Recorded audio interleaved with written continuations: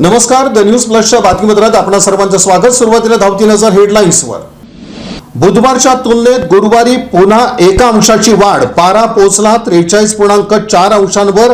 सोलापूरकर अस्वस्थ, असा उन्हाळा पाहिला नाही।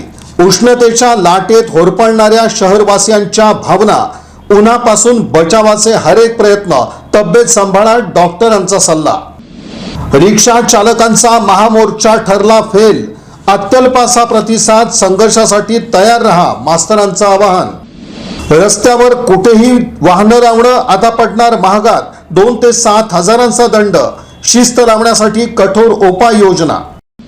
आसरा डीमार्ट ते विजयपूर रस्ता मार्गावर सोमवारी अतिक्रमण विरोधी मोठी मोहीम, अतिक्रमण स्वतःहून हटवण्याच्या सूचना। आणि वादातून पत्नीवर पेट्रोल टाकून दिलं पेटवून, विवाहिता गंभीर जखमी, लोकमान्य नगर हादरलं।